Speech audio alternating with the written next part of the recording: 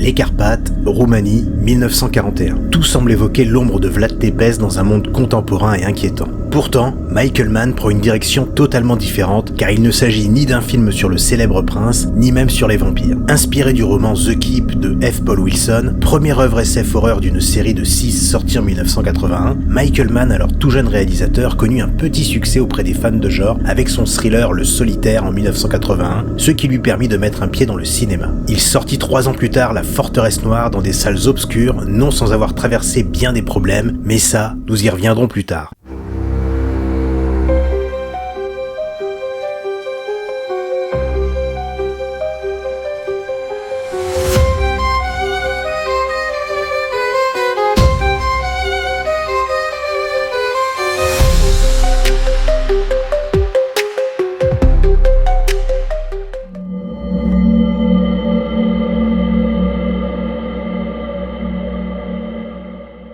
Le film se situe dans le lieu fictif du col de Dinu, gardé par des Allemands qui décident de siéger dans la forteresse noire, au centre d'une petite bourgade. Le gardien des lieux interpelle le capitaine Vormann, lui intimant l'ordre de ne pas rester ici, laissant sous-entendre que le lieu les y chasserait, lui et ses hommes, au beau milieu de la nuit. Rien qui ne puisse décourager l'officier. La forteresse possède une caractéristique insolite, puisqu'elle est conçue non pas pour se protéger d'une attaque extérieure, mais plutôt d'une attaque intérieure, avec pas moins de 108 croix en argent, prétendument en nickel pour ne pas attirer l'avidité des visiteurs. Tout ceci intrigue Vormann, mais Alexandru, le gardien, n'a pas d'explication à fournir, il reste énigmatique et continue de mettre en garde le capitaine. La nuit tombée, un soldat qui monte la garde à l'intérieur de la forteresse est attiré par une des croix dégageant un halo de lumière. Attiré par cette dernière, il décide d'aller vérifier si c'est bien du nickel et à sa grande surprise, c'est de l'argent. Bien décidé à la dérober, il appelle un autre homme de garde afin de l'aider. La croix ne se décroche pas mais laisse place à un bloc de pierre qui se détache, laissant croire qu'un trésor se cache derrière, mais ils ne trouveront que la mort. Vormann comprend qu'il se passe quelque chose d'étrange dans cette forteresse, mais le major Kempfer et ses officiers SS arrivent à Dinu à l'aube afin d'exécuter des hommes, se persuadant que ce sont des partisans coupables d'avoir tué 2 des leurs. Le capitaine tente d'expliquer l'indicible au major, quelque chose veut leur mort et ce ne sont pas les Roumains qui sont de simples citoyens innocents. Kempfer ne veut rien entendre, il vient redresser la situation que la négligence de Vormann a rendu possible en dressant le bilan comptable des morts qui s'élève à 2 soldats en l'espace d'à peine 24 heures. Ils ne sont pas au bout de leur peine, une inscription a été trouvée sur un des murs dans un alphabet ressemblant au cyrillique mais n'en ayant que l'apparence. Vormann et Kempfer demandent au prêtre comment déchiffrer ce message et ce dernier évoque un certain docteur Theodor Kuza, juif et atteint d'une maladie l'obligeant à se traîner dans un fauteuil roulant détenu dans un camp de concentration. Kempfer le fera libérer lui et sa fille le temps que le message soit décrypté. Il s'agit de l'alphabet glaolytique, un ancien alphabet slave et le message dit « Soyez libres comme je le suis ». Si ce sont des partisans, alors ce sont de fins lettrés puisque cet alphabet n'est plus utilisé depuis plusieurs siècles. Nous apprenons qu'il s'agissait d'un stratagème du prêtre pour faire libérer le docteur et sa fille en faisant croire à Kempfer et Vormann que lui seul est capable de lire un tel alphabet. Le plan est de faire s'échapper Kuza et sa fille Eva, leur permettant ainsi d'échapper à la mort dans un camp. 2 nouveaux cadavres seront à rajouter à la liste après que ces derniers s'en soient pris à Eva lors d'une agression au détour d'un couloir. Ils finiront comme les précédents, éparpillés en kit.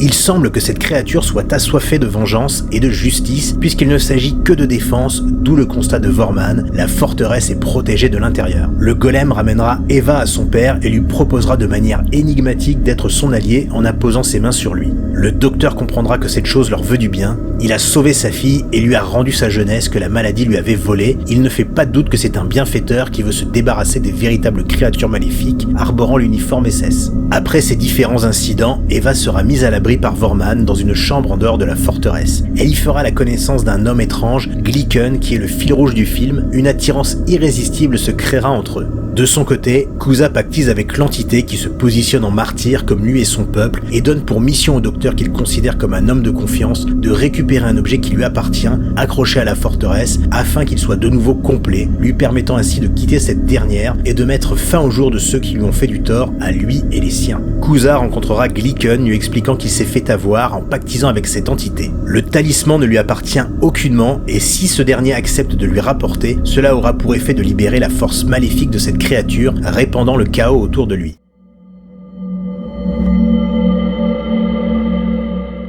Évidemment, comme je l'ai mentionné en intro de cette vidéo, le tournage ne s'est pas passé de manière paisible et les galères se multiplièrent, à commencer par le budget du film largement dépassé, dû aux effets spéciaux complexes et aux décors coûteux. Les conditions climatiques n'ont pas non plus aidé, le film ayant été tourné non pas en Roumanie, mais en Grande-Bretagne. La réalisation a pris beaucoup de retard, mettant la pression sur Michael Mann et son équipe, sans oublier les déboires avec Wally Weavers, chargé des effets spéciaux, une pointure dans la profession, qui travailla sur 2001 l'Odyssée de l'espace, mais qui malheureusement décéda lors du tournage, laissant des séquences inachevées, notamment avec l'entité. Michael Mann devant se débrouiller avec ce qu'il avait, d'où un charcutage en règle lors du montage. Et du charcutage, le studio Paramount Pictures n'a pas été en reste, puisqu'il exigea de nombreuses coupes. Le film, censé durer plus de 3 heures, se retrouve amputé de moitié, rendant l'intrigue et des moments clés du film incohérents, ne développant pas suffisamment l'histoire de l'entité, ce qui donne au bout du compte un montage un peu erratique avec une impression d'inachevé. Michael Mann avait une vision du film bien spécifique et le studio, lui, voulait un film plus conventionnel. Nombreuses séquences ont été perdues, ne permettant pas un nouveau montage. À sa sortie, le film connut un échec retentissant mais trouva son public. C'est une œuvre qui a marqué les esprits avec une histoire intéressante, parfaitement adaptable au cinéma, avec une photo magnifique signée Alex Thompson, connu pour son travail notamment sur Excalibur de John Borman, ou encore Alan Tompkins, chef décorateur, ayant lui travaillé sur l'Empire contre-attaque. L'ambiance visuelle du film fut son principal atout, avec comme influence l'expressionnisme allemand, et les jeux d'ombre et de lumière donnant à cette œuvre une dimension mystique. La scène où le soldat découvre la croix en argent en est une des illustrations parfaites. L'ambiance musicale apporte aussi beaucoup au film avec la participation pour la deuxième fois dans la carrière de Michael Mann du groupe Tangerine Dreams, donnant cet aspect fantastique et hypnotique au film. Pour ce qui est de la distribution, nous avons dans le rôle du Dr Theodore Cusa, Ian McKellen, Gandalf dans la trilogie du Seigneur des Anneaux. Scott Glenn joue Glicken que nous avons pu voir dans L'étoffe des héros, Jürgen Prochnow dans le rôle du capitaine Vorman vu dans le Dune de David Lynch, et enfin l'excellent Gabriel Byrne qui interprète le Major Kempfer. La Forteresse Noire est une petite pépite de cinéma d'horreur qui gagna au fil du temps son statut de film culte auprès d'un certain public. Même si son tournage et son montage furent compliqués, c'est une œuvre maudite qui a su séduire et qui séduit toujours aujourd'hui, même les plus jeunes générations. Ce n'est pas véritablement un ovni cinématographique, mais plutôt un film très ambitieux, en avance sur son temps, mais ayant rencontré des chats noirs sur le chemin des contrées pluvieuses britanniques.